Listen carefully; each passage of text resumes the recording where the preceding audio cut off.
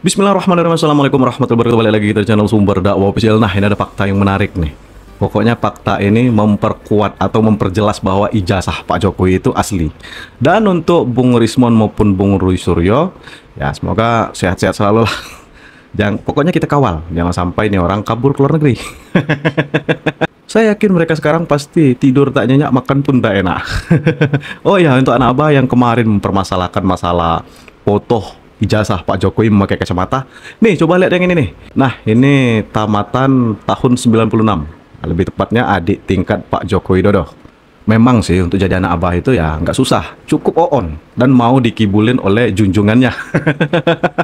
Oh ya, tidak hanya itu saja. Untuk anak abah yang kemarin mempertanyakan masalah kenapa sih foto ijazah Pak Jokowi dan foto nikah Pak Jokowi itu sama, video ini nanti akan menjelaskan. Dan ini ada yang ketahuan nih, menyebarkan hoax atau menyebarkan berita bohong masalah ijazah Pak Jokowi menggunakan ijazahnya teman Pak Jokowi. Oke, tanpa berlama-lama langsung kita baca. Bismillahirrahmanirrahim. Let's go. Kalau sempat saya tahu di pertemuan itu, tensi saya bisa naik, Pak. Saya datang jauh-jauh malah ditipu. Sudah cuma tanda tangan pembimbing. Ditipu apa nipu? Pengujinya kosong, ada nama penguji tidak ditandatangani, dekannya juga kosong, cuma satu tanda tangan. Di situ ditulis telah dipertahankan di depan Dewan Penguji tesis kepada tim TPUA, tolong tuntut Opa Emilia Rektor itu. Kenapa wakil rektor kemarin mengatakan mereka mewakili rektor? Kenapa mereka menyuplai data kepada kami? Itu tipuan, penipuan. Mana ada S1 kehutanan, itu tesis. Ini yang lu maksud ini. Ini. Lah. Ini kan jelas tuh tulisannya skripsi teman Jokowi. Kenapa lu ke Jokowi? Aneh, gue bilang ini semuanya dihubungin satu orang. Untuk anak abah, tolong lihat ini baik-baik. Dan juga ya, ini kayaknya lembar apa ini? Lembar pengesahan yang belum ditandatangan. Ya gue nggak tahu ini punya siapa ini. Lu kalau ngasih apa yang jelas lah, gue juga bingung. Nggak jelas lah. Bro, sorry ya bro, nggak usah lagi percaya sama Rismon itu bro. Rismon itu udah ngaco. Dari soal tuduhan font aja udah ngaco. Font itu ternyata ada di mesin cetak. Dan sama semuanya, ijazahnya teman-temannya Pak Jokowi pun menggunakan font yang sama. Rismon itu udah ngaco, ngapain lagi lu percaya orang nuduh-nuduh sembarangan kayak gitu? Artinya dia nuduh nggak punya dasar. Ini gua kasih tau lagi ya, lembaran pengesahan tuh nggak ada bakunya bro. Lembaran pengesahan tuh yang model-model kayak gini. Nah, nih. Emang lu lihat ini cuma ada tulisan nama dosen pembimbing utama nih, cuma dosen bimbing utama aja, nggak ada. Dosen bimbing aja satu nih. Ini kajur. Ini Kaprodi. Nah ini lulusnya. Udah lembar pengesahan kayak gini. Ini PB ya. Nggak ada bakunya lembar pengesahan tuh macam apa. Lu percaya sama Rismon ya, lu makin stres lah bro. Makanya lu nggak pinter-pinter ya karena lu percaya sama Rismon. Itu aja. Ini super lucu, super goblok, super tolol. Inilah bukti kalau pendukung Anies tuh tolol dan goblok semua. Makanya setiap gua tantangin adu spill hasil lembar tes IQ, nggak akan mampu mereka. Buktiin. Percuma mereka cuma ngebacot, adu bacot. Elah capek. Ngaku-ngaku. Nih, buku nikah bokap gue nih. Nih ya. Nih, biar nyokap gue. Nih. Nah nih, ijazah bokap gue nih. Dengan foto yang sama nih. Ini sedikit informasi, ini orang tua beliau lulusan UGM juga. Nih, apalagi ini nih, di buku alumninya nih, foto yang sama. Ya Allah ya Tuhanku, capek. Lu tuh cuman pengen ngebunuh karakter Pak Jokowi kan? Nih anak abah, bokap gue nih, Pahutan UGM tahun 75 nih, lebih tua deh Pak Jokowi nih. Udah pakai hardcover anak abah. Ya Allah ya Tuhanku, sekarang permasalahan hardcover. Ini hard ini nih. Tuh, gue banting tuh. Hardcover ini. Sabar bang, memang anak abah ya. Capek deh. Coba lah yang permasalahan itu yang bener-bener bermasalah gitu.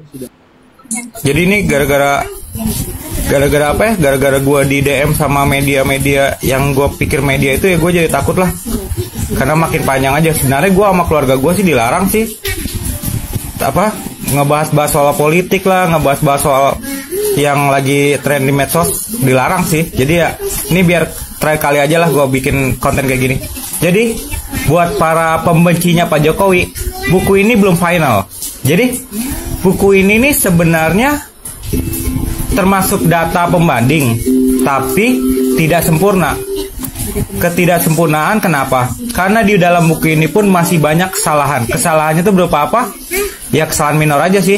Kesalahan berupa ya kayak ginilah. Kayak nama bokap gue salah di sini.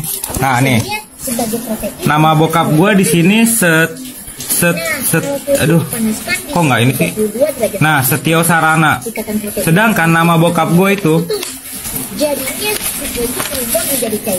Setio Sarono. Nih, Setio Sarono. Di sini Setio Sarana. Di ijazah pun nama bokap gue tuh Setio Sarono. Jadi kesalahannya tuh ya kesalahan minor. Termasuk ya banyak lah kesalahan di buku ini. Termasuk kesalahan-kesalahan kayak Ini yakin gua anak apa pasti auto buta.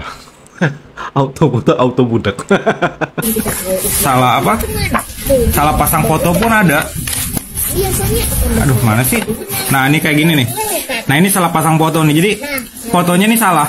Jadi karena ini dibikin pakai mesin cetak, dia tuh kalau ada kesalahan udah terlanjur dicetak ya susah buat ngeditnya. Karena mahal juga kan. Diulang lagi, jadi ya daripada dia harus ngulang lagi apa plakat cetaknya, ya langsung dia tempel aja fotonya. Di kayak gini nih, ini kesalahan kayak gini. Kalau di Pak Jokowi pun ada kesalahan. Kalau kesalahan Pak Jokowi itu kalau nggak salah kesalahannya tuh nah ini Pak Jokowi itu kesalahannya pada SMA-nya. SMA-nya dia SMA 6 Yogyakarta, padahal Pak Jokowi itu SMA 6 Solo. Nah, ini kesalahannya Pak Jokowi di sini. Jadi, buat para pembenci, buku ini belum final. Kalau buku ini buat data pembanding, ya memang benar data pembanding. Buku ini asli dan diterbitkannya tahun sekitar tahun 88, 89. Saya Yakin saya itu orang yang nuduh Pak Jokowi nggak nyenyak tidur. Ini bilang buku ini asli karena ya emang langsung dari ayah saya. Dan apa ya, berarti nama Pak Jokowi itu memang sudah ada di tahun 88, 89 itu. Saya nggak tahu kalau kalian nuduh Pak Jokowi memasukkan ijazah, kapan memasukkannya. Berarti tahun 88, 89 Pak Jokowi itu udah kaya banget, bisa sampai ngelabuin satu universitas yang seperti UGM. Udah orang hebat banget lah. Terus apa lagi ya? Ya udah itu aja. Buat media-media yang DM, udahlah nggak usah DM ah. Lu kan media, bukan, ya nggak tahu, media ya harusnya netral-netral aja minimal. Kalau nggak netral ya nggak usah DM sampai intimidasi kayak gitu. Udah, thank you gitu aja. Hai, udah banyak pihak yang menanyakan kepada saya, pengen tahu komentar saya atau ulasan saya terkait dengan hal yang lagi ramai, yaitu beberapa pihak yang Nah, ini Pak Abimayu nih, ahli forensik, ini real, bukan abal-abal macam Bung Panci. yang mempertanyakan keaslian ijazahnya Jokowi.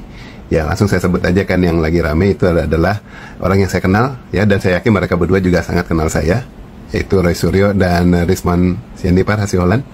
Ya, orang yang mempertanyakan kepada saya ini adalah minta masukannya terkait atau minta pendapat saya. Oke, saya nggak mempertanyakan mengenai keabsahan ijazah tersebut dan sebagainya karena saya belum diminta yang berwajib. Oke, belum ada pihak yang meminta untuk saya ikut terlibat dalam hal itu. Justru saya sekarang ini ingin mempertanyakan kepada pihak-pihak yang mempertanyakan hal tersebut dalam hal keberhakannya, seberapa berhaknya orang yang bersangkutan itu melakukan pengungkapan seperti apa yang sekarang sudah dilakukan, ya. Tadi keduanya udah saya bilang. Oke, buat masyarakat juga supaya tahu, saya bukan temannya Roy Suryo maupun Rismon Sianipar Hasiholan, ya, bukan. Ya, kami hanya saling kenal. Sama Roy Suryo sering ada di talk show, walaupun kami juga sama-sama satu klub di Mercedes, tetapi dia serinya beda dengan yang saya, dan kemudian kelompok saya yang jalan-jalan juga chapternya beda sama dia, jadi bukan teman jalan. Begitu pula sama Rismon Rismon itu cuma kenal waktu saat kita sama-sama diminta untuk memberikan keterangan ahli terkait kasus kopi sianida. Jadi ketemu cuma 1 hari. Tapi kenal kan? Cuma saya bilang bukan teman, supaya masyarakat tahu ya. Kalau teman itu kan teman kuliah, teman SMA, teman jalan, sehobi yang kemudian sering bertemu, nongkrong di mana, ketemu jalan. Nah itu bagi saya teman ya. Tapi kalau ketemu, saya hello, jadi saling tahu aja, kita tahu kiprah masing-masing, ya udah itu saling kenal. Oke, saya tetap respect sama keduanya, ya kiprahnya juga baik. Ya, Rismon maupun Roy Suryo. Cuma yang saya pertanyakan adalah seberapa berhaknya. Dalam arti begini, ya, sekarang misalnya langkah pengungkapan yang dilakukan oleh Rismon, Bung Rismon itu, kalau saya boleh rangkum, correct me if I'm wrong ya, Bung Rismon ya. Jadi kan Anda itu kan ke perpustakaannya UGM, kemudian masuk, minta data skripsinya, dan kemudian minta data beberapa data yang di situ, kemudian sama pihak yang bersangkutan tanpa banyak dipertanyakan ini itu malah diberikan, tetapi Anda tidak memberitahukan siapa kan, memang cukup dijaga perlulah itu. Setelah Anda dapat datanya, Anda foto-foto dan kemudian Anda lihat, Anda ulas, ternyata Anda punya ulasan, Anda punya temuan yang menurut Anda itu adalah tidak sah ataupun tidak benar, ya tidak sah, kemudian dipublikasikan ke masyarakat. Ini yang saya pertanyakan. Gini, saat Anda masuk ke sana memang tujuannya kan untuk menguji ya seberapa benar skripsinya dan lain sebagainya ya, data-data tersebut. Kalau kita yang benar sebagai seorang digital forensik, kita nggak ada atas inisiatif sendiri aja kemudian langsung masuk belasak busuk ke sana ini nih cari tahu ini itu. Menurut saya sih enggak gitu loh. Bahkan demikian pula pihak kepolisian yang bahkan sudah mempunyai hak, seperti misalnya contohnya yang kayak pihak yang waktu itu malah berseberangan sama saya, misalnya kayak Muhammad Nuh.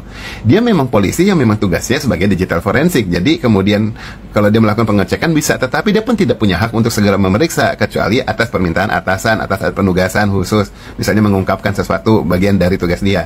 Nah itu baru dia bergerak ke arah sana, nggak seinginnya aja mau-maunya gitu. Itu yang normal. Dan kita yang sipil, termasuk saya dan Rismon dan Roy, kita ini kan melakukan digital forensik pada saat diminta bantuan baik oleh hakim maupun oleh polisi ataupun pengacara, semuanya penegak hukum ya. Baru kita turun tangan melakukan pengujian. Nah kalau tanpa diminta yang berwajib, tanpa orang pihak hukum, berarti apa yang kita lakukan itu menurut saya melanggar hukum. Karena kita menjadi orang sipil biasa, cuma memang mempunyai kemampuan. Oke, jadi di sini paham saya kenapa Pak Jokowi tidak ingin menunjukkan kepada mereka. Siap-siap lah pokoknya. Untuk melakukan penelusuran, untuk melakukan pengujian digital dan lain sebagainya, ya kan. Nah kemudian pada saat kita menerima penugasan, bila itu justru baru itulah kita seakan-akan mempunyai pangkat keberhakan untuk melakukan pengujian dan bahkan tidak bisa dibilang tidak tersentuh karena apa yang kita lakukan sudah atas nama hukum.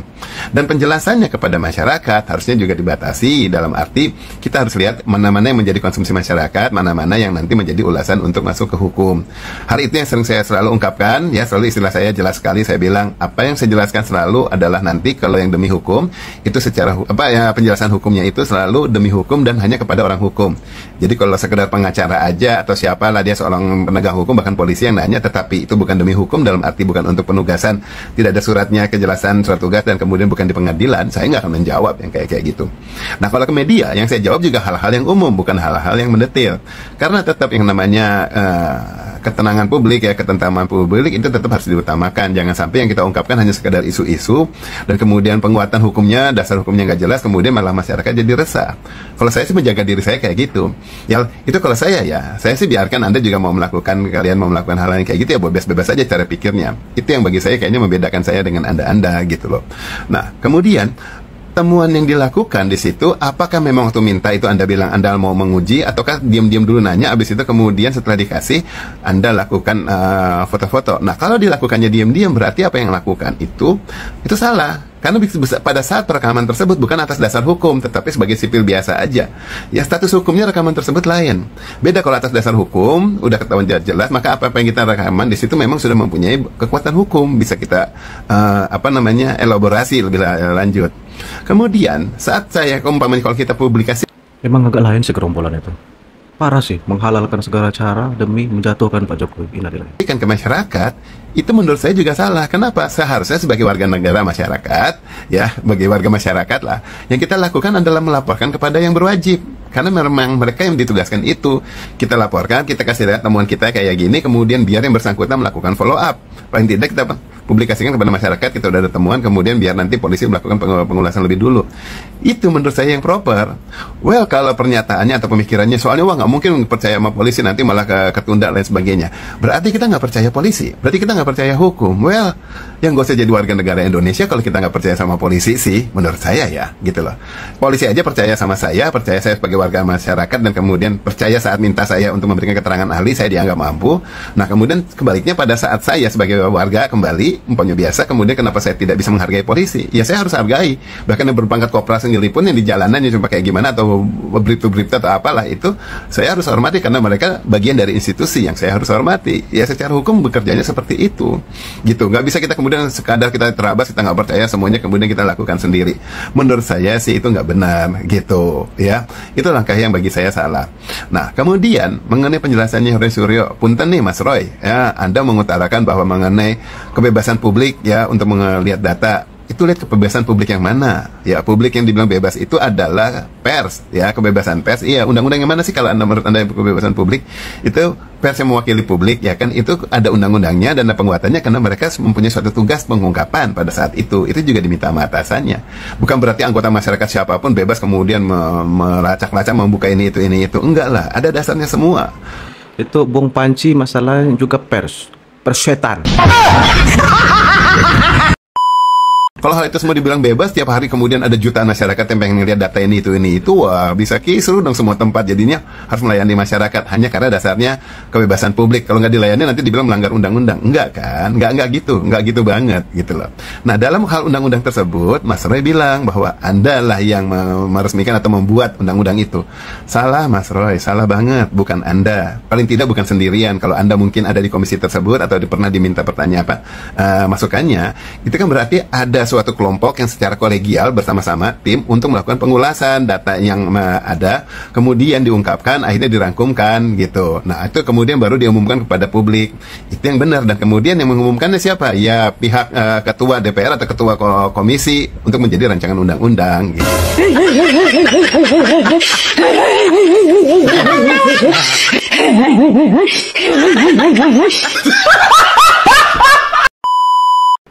Hati-hati kalau Anda biasa mencari-cari kesalahan orang. Tunggu bentar lagi aib Anda akan dibongkar wa yafdahu wa la fi basti baiti. Ya Allah akan rendahkan dia, biarpun dia di tengah-tengah rumahnya tiba-tiba enggak dihormati oleh ayahnya, tidak dihormati ibunya, tidak dihormati oleh saudaranya, tidak dihormati oleh suaminya, tidak dihormati oleh istrinya, tidak dihormati oleh anaknya. Karena apa? Dia biasa mengungkar aibnya orang. Awas, hati-hati. Jangan Anda punya hobi jelek, mencari-cari kejelekan orang, mencari-cari kesalahan orang. Pastikan Anda tobat dari itu juga. Kalau orang hidupnya, kerjaannya mencari kejelekan orang, pasti dia adalah orang yang susah bertobat. Karena dia merasa tidak bersalah. Dia susah menangisi dirinya sendiri, susah.